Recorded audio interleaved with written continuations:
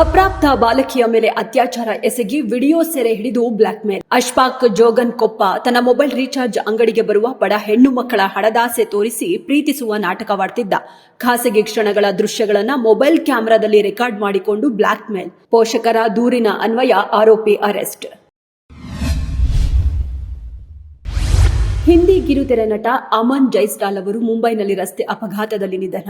ಧರ್ತಿ ಪುತ್ರ ನಂದಿನಿ ಧಾರಾವಾಹಿಯಲ್ಲಿ ನಟಿಸಿ ಜನಪ್ರಿಯರಾಗಿದ್ದ ಕೇವಲ 23 ವರ್ಷ ವಯಸ್ಸಿನ ನಟ. ಬೈಕ್ನಲ್ಲಿ ಪ್ರಯಾಣಿಸುತ್ತಿದ್ದ ಅವರಿಗೆ ಟ್ರಕ್ ಡಿಕ್ಕಿ ಹೊಡೆದಿದೆ. ಘಟನಾ ಸ್ಥಳದಲ್ಲೇ ಅವರು ಮೃತಪಟ್ಟಿದ್ದಾರೆ. ಕೇರಳದ ಯುವಕನೊಬ್ಬನು ಶೇರ್ ಮಾಡಿರುವ ರೀಲ್ಸ್ ಒಂದು 554 ಮಿಲಿಯನ್ ವ್ಯೂಸ್. ಇಡೀ ವಿಶ್ವದಲ್ಲೇ ಅತಿ ಹೆಚ್ಚು ವೀಕ್ಷಣೆ ಕಂಡಿರುವ ರೀಲ್ಸ್ ಎನ್ನುವ ಖ್ಯಾತಿಗೆ ಪಾತ್ರವಾಗಿದ್ದು, ಈ ಮೂಲಕ ವಿಶ್ವ ದಾಖಲೆ ಬರೆದಿದ್ದಾರೆ.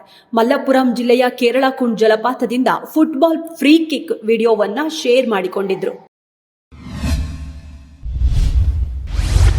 ಪತ್ನಿಯನ್ನ ಗುಂಡಿಕ್ಕಿ ಕೊಂದ ಗಂಡ ತಾನು ವಿಷ ಸೇವಿಸಿ ಆತ್ಮಹತ್ಯೆ ಮಾಡಿಕೊಂಡಿರುವ ಘಟನೆ. ಪತ್ನಿ ವಿನೋದ ಹಾಗೂ ಪುತ್ರ ಪ್ರಶಾಂತ್ರೊಡನೆ ರಾಮಚಂದ್ರ ಗೌಡರ ಜಗಳ. ಮಗನಿಗೆ ಗುಂಡಿಕ್ಕಲು ಬಂದಾಗ ಅಡ್ಡ ಬಂದ ಪತ್ನಿ ಎದೆಯನ್ನು ಹೊಕ್ಕು ಅವರು ಪ್ರಾಣ ಬಿಟ್ಟಿದ್ದಾರೆ.